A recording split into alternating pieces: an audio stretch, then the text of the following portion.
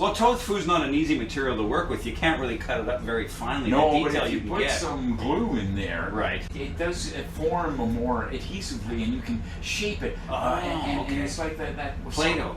Yeah, Play-Doh. Play-Doh, the philosopher?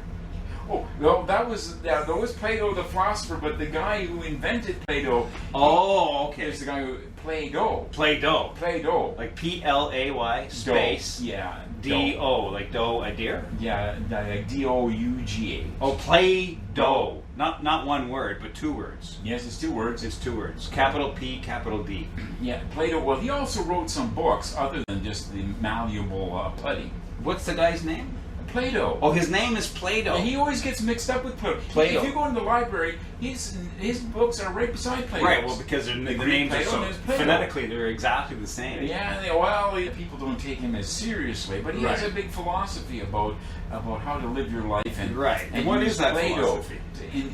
To enhance the quality Doesn't of your he life. say you should always make cavities in a big block of Play-Doh of yourself as a way to pass on your legacy? Yes. Did he say that? Well, he liked to do that. Really? He liked to do that, and he would then he would pour wax or beeswax. Yeah, to make the form, right? The shape, right? And then he would place them in strategic positions around town, right? He hoped that it would attract tourists. You know, like what the Moose is in Toronto. Right. Well, back in East Segovia, right. There was Play-Doh effigies everywhere. Oh, so people were like burning them in well, they'd get up in the morning effigy? and they'd see them, and well, it would get hot during the day and they'd melt, so then there'd be little puddles of wax everywhere, and it caused traffic accidents and stuff right, like that. People hated him, right? Yeah, and that's why they wanted to burn him in effigy. Yeah, he ran out of town. But then he crossed the Atlantic, because East Avia is in part of the Soviet Union. East Ovia is separated because they were on the shoreline, and Play-Doh was involved in explosives.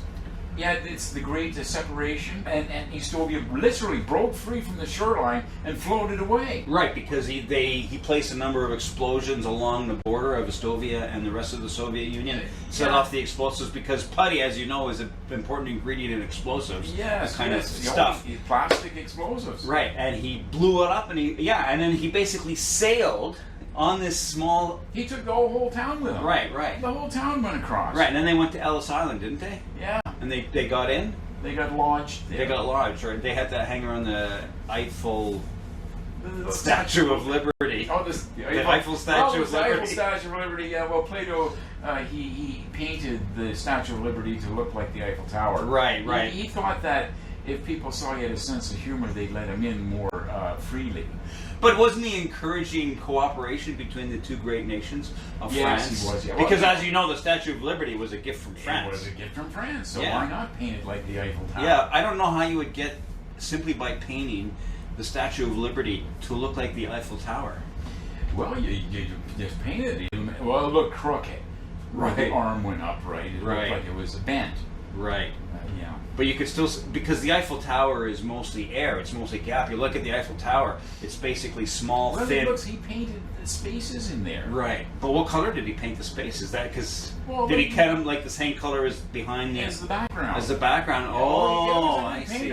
Because every time he made something out of Play-Doh, he'd paint it. Right.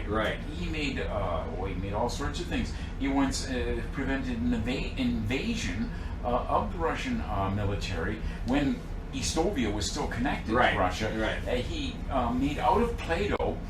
He made a whole Panzer division. Right. And an atomic bomb. It looked real, so right. real. He said, "I'm going to set it off if you come too close." And then didn't he also make a Play-Doh mushroom cloud? Oh, that was the famous Play-Doh mushroom crowd. Yeah, that fell over in a windstorm, unfortunately. Yeah, and then the Russians were on to him. Right. And then he thought he should use. That's when he decided to use some real explosives. Right. Just to say, oh no, these things are real. And he set off the explosives, and then it caused a fault line. Unfortunately, he used it right on a fault line, unknown to him. Well, that would be good though to Soviet, use it. Well, Oh, you're saying the separation, the was great an accident. separation, was an accident? It was an accident. The explosions were an accident. What were his intents with the explosions? Well, to frighten the Russian army, because when the big mushroom cloud fell over, Oh. they were onto him. They said, that's not a real mushroom cloud, that's a Play-Doh mushroom. You would have thought they would have noticed that the mushroom cloud itself was stationary and not moving. Mushroom clouds as a whole have a fairly short life. It doesn't take very long before they just made a nothing. You wouldn't think they would need it to fall over. But they're Russians, right? Yeah, well, that's one of the great grand. It's one of the great grand mysteries in the history of Eastovia, is why the Russians were suddenly intellectually paralyzed by this stupid Play-Doh mushroom crowd. Right. And but then he set off his explosives, and that's when he hit the fault line, and Eastovia separated from Russia. Wasn't there a big crowd of massive people around the giant mushroom cloud? Yeah, it was the mushroom crowd.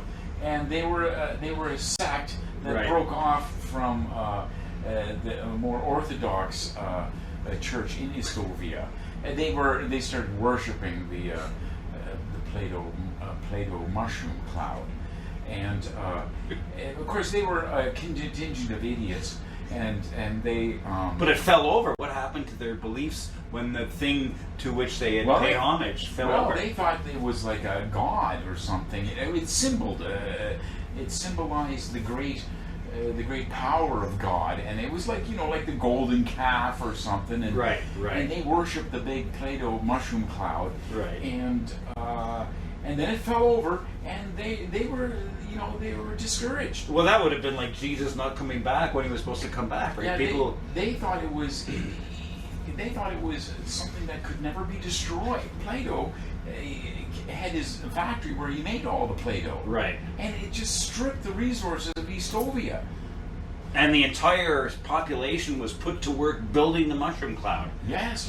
And then his second cousin, that guy, you know what he did? He made silly putty. Play-Doh wasn't too happy about the whole silly putty thing, because that was kind of like stole some of the formula for Play-Doh. Right. Because silly putty you could stick on comics and stuff. And the ink would transfer onto the silly putty. Yes. Right. Play-Doh didn't do that. He thought that was rather just low. He was more of an orthodox. He liked things just be able to be formed and then hardened. But wasn't Slinky involved in this? Oh, Slinky. Yeah, Slinky. He suffered from a lot of depression. Right. He was trying to create a new car suspension. Right. And it didn't really work well. Right. So then he made it go downstairs. Yeah, it fell downstairs. It fell down. He thought he had created an artificial intelligence and a pet that would be low maintenance. Right, but the problem was when it got to the bottom of the stairs, it would never go back up again. It wouldn't go back up. And that's what made him despondent. Yes, he got obsessed with trying to make them go up the stairs. Of course, he wasn't satisfied that they could just go down the stairs. And of course, he had never heard about gravity. Right. And then silly Putty and Play-Doh used to make fun of him, and they ridiculed him, and they wouldn't even let him eat at the same dinner table. Right. But because they thought he just didn't have it. Well, together. the guy doesn't understand gravity, right? Inventors can be a bit snobbish, you know. Yeah. But Lego came along. Bob Lego. Well, Lego wanted to build a whole town, and he thought that's when the great.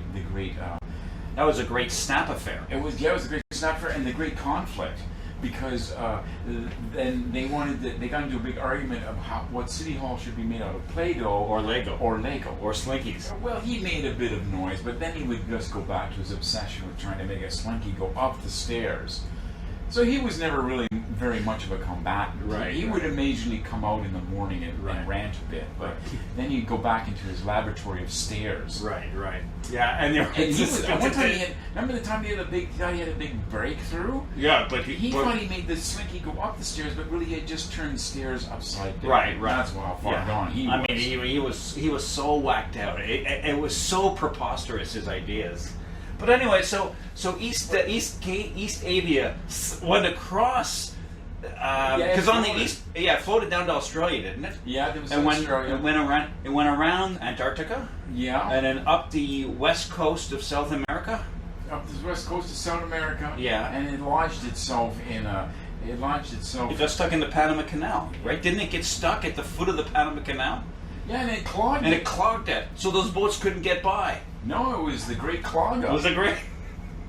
Yeah, people were pissed off. And there was all this silly putty around. All the Right. silly putty caused a lot of problems. And so they took a long time to clear that out. Right. And that's when Plato published his great book, Which was called? How to Break Away from Russia and Clog the Panama Canal. And it's pretty simple. Put some explosives along the fault line. I The know. natural ocean currents will take you to the foot of the Right. Panama Well, Canal. yeah, that's why his book was only 2 pages. Yeah, it was more of a pamphlet. Yeah, it was a brochure, really. He liked to say it was a book, but it was a. That's why no one ever sees his book. If you go into the library, there's Plato, Right. and then there's, perhaps pets Yeah. and their owners or something. And Plato's brochure, you can't see it. You just take it out and use it for a bookmark. Yeah, I know. It's often found in some P book. Librarians are quite pissed off at that stupid brochure. It's caused them a lot of grief. The union said they wanted to ban Right. all of Plato's brochures. Right. And they almost managed to do it, but unfortunately they just couldn't find them all. Right. Because he would go in and he put them on the shelves. No one else did.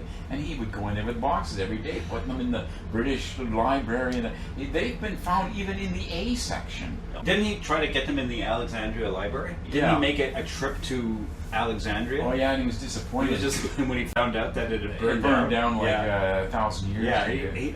and then he became despondent, right? Yeah, there's What- a lot of despondency going on, in these things. I mean, Silly Putty was the only guy that was relatively unscathed emotionally from all these shenanigans. He made a good price. He sold a lot of that stuff. Right. And, Plato, well, there was Plato around, but Yeah. after a while, kids didn't really hang on to. Listen, we haven't filled any of these orders yet. Are you ready to go? Okay. We have concluded our broadcast schedule for today. Good night.